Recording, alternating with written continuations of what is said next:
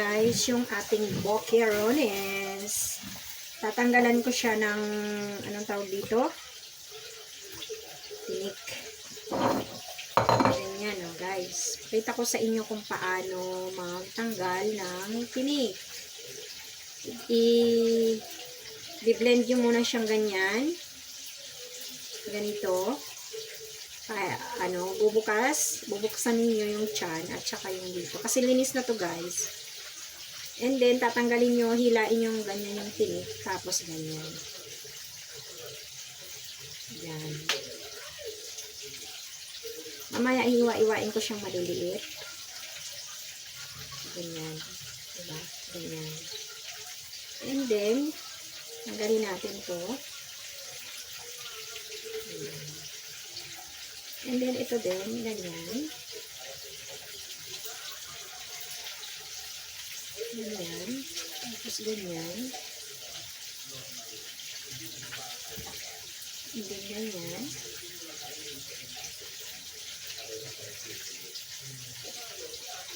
Ganyan lang yan guys. Tapos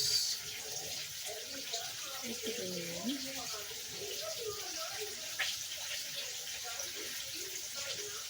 Ganyan lang guys.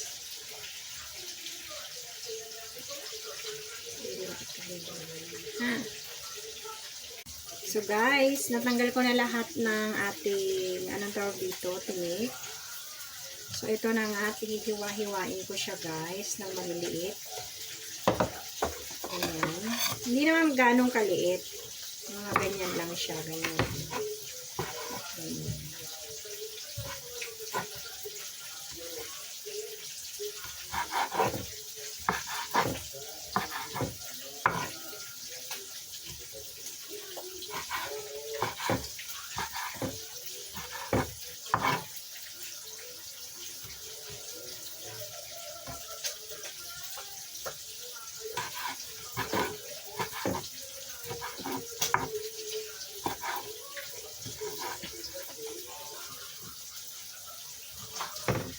Maingay guys, no? Kasi nanonood ako ng tawag dito.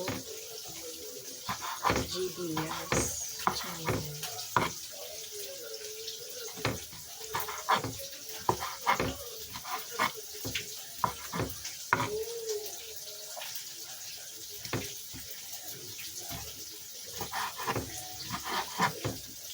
Musika sana, kaya nang tinanggal ko guys kasi nga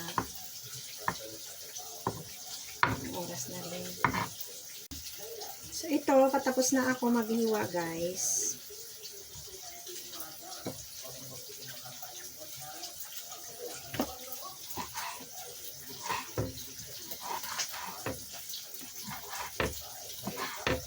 So ilalagay ko siya dito ulit sa plato. Dahil yung mga ingredients naman ang ating ipiprepare. Okay? Yan. Hugasan ko muna itong tabi. So guys, maghihiwa ako ng tawag dito ng sibuyas. Itong malaking sibuyas, ilalagay ko lahat.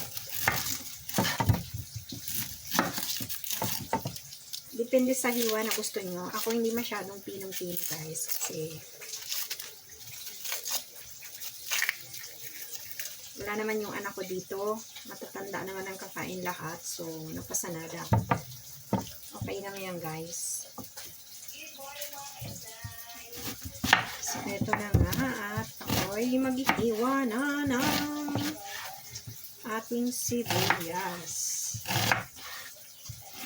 Ganyan guys.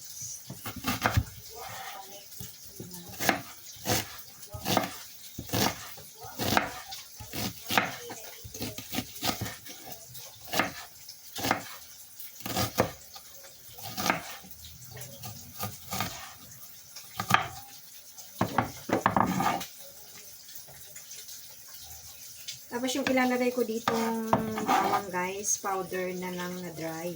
Yung sa bote. Para hindi na ako mahirapan masyado. Yun ang gagawin. So, ganito lang. Ingat-ingat kayo sa paghawak ng kutsilyo guys. Lalo na yung hindi sanay. Kasi, naku, grabe. silpong kutsilyo, guys. Naku, sinasabi ko sa inyo mga beses. Papalihis ang kanyang talim. Baka maano ang inyong mga daliri. Diba? So, ito na nga, guys. Tapusin na muna natin dito.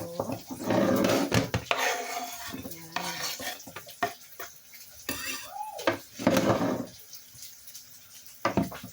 Linisin ko muna. So, ito na nga, guys. At tanggalin ko siya. Yun, tatanggalan ko na siya kanina. So, tanggalan ulit natin. Ito yung ilalagay ko ng, sa ano, guys, prita. Doon sa, tawag doon, sa isdang boquerones. So, lalagyan ko siya ng kaunting repolyo para mas lalong sumurap. Diba? At dumami na rin. Yan, ganyan guys. So, hiwain natin siya ng maninipis lang siya. Hiwain muna natin siya dito. Ganyan. Tapos, super dito ng manipis. Ganyan.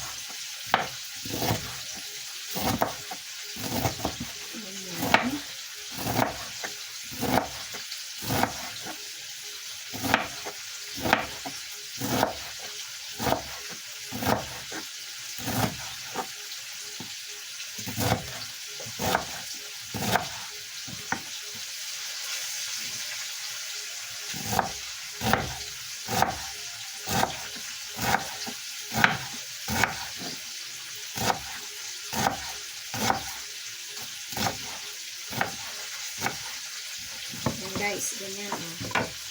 Yan ang itsura niya. Diba? Ito ganun ko.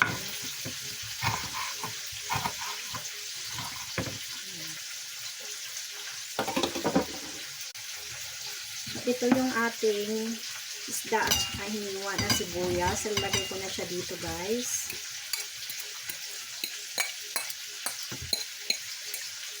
Yan, ganyan. Lalagyan ko siya ng bawang na powder.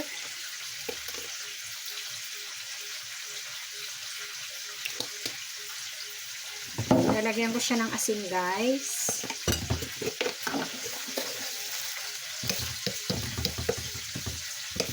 Ganyan lang, kaunti lang. Minus ng isang kutsarita. Tapos, lalagyan ko siya ng fresh milk, guys. Depende kung wala kayo sa bahay, ay pwede naman po ang tubig. Okay? And then, maglalagay ako ng 2 itlog. Yan. Huwag niyong ibibiyakin yung itlog dito sa loob, ha? Kasi mahuhulog yung dumi or yung kanyang balat, guys. Anong tawag dito? Yung kanyang shell. So, dito natin siya buksan sa gilid ng kung anong meron kayo, lamesa o ano. Lagyan ko siya ng harina, guys. 1, 2, 3, 4, 5 kutsara.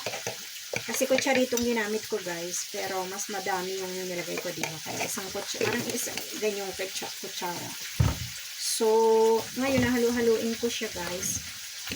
Lagyan nyo ng pamintang durog. Kaya lang wala ako, guys. Kaya pasensya na. Hindi nyo makikita dito ngayon yung aking pamintang durog. Hindi halu-haluin natin ng paunti-unti. Hanggang sa mamix siya ng maayos. Ayan.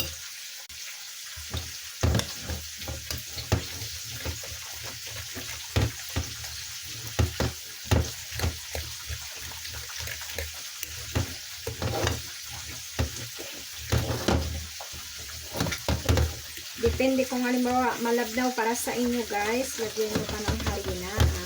Depende sa inyo. Tsaka asin. Depende rin sa panlasa nyo. Pero mas magandang masyadong maalat. Kasi siyempre yung iba, sasaw-saw pa sa toyo. May suka. Masarap to sa suka, guys. Tapos may konting asukal. Grabe ang sarap. So guys, ilalagay ko na yung ating repolyo na tawag dito, hiniwa-hiwa. Ilalagay ko na guys yung ating repolyo na hiniwa-hiwa. Ganyan yung itsura niya, diba? So, ganyan. Ikalat mo na lang dyan.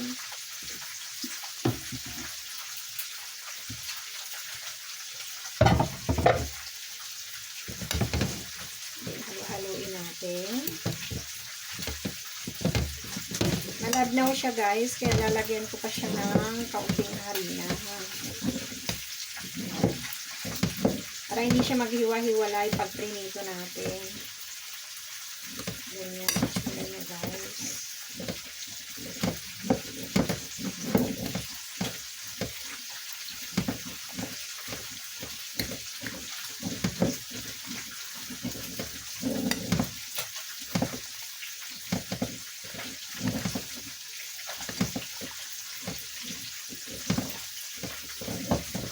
Lalagyan ko pa siya ng harina kasi super duper malabnaw.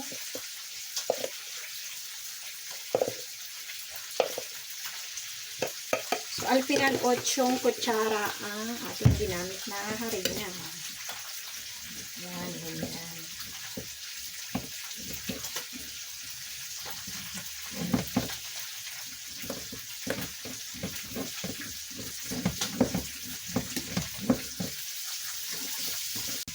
Okay na siya guys. Ganyan itsura niya. Oh. Pero kung para sa inyo, kaunti pa yung amin niya, lagyan niyo ulit ang amin sa inyo. Tapos ipiplito na natin to.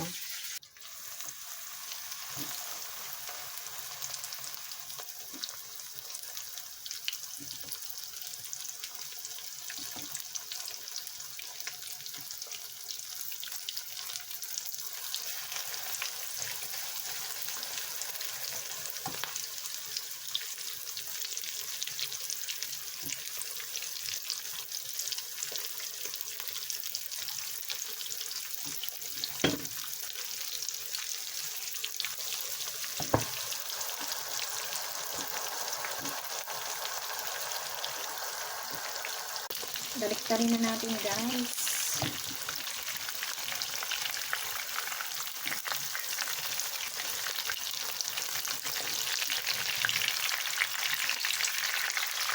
Ako, malaki naman ito masyado.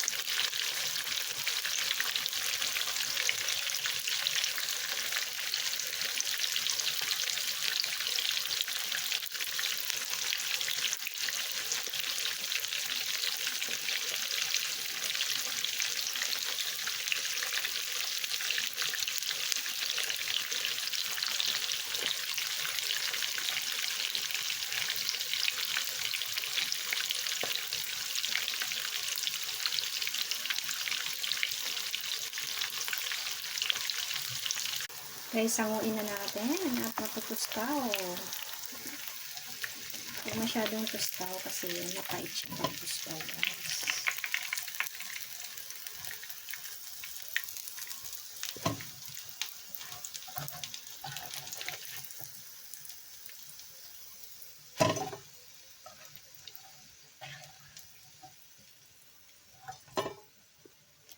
So, ilagay na natin yung susunod.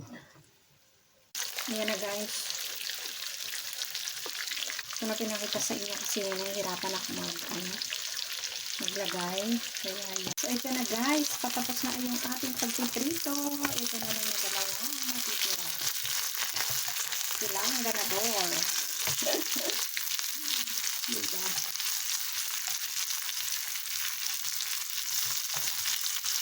Naglalaban na rin ako guys. Okay na yan.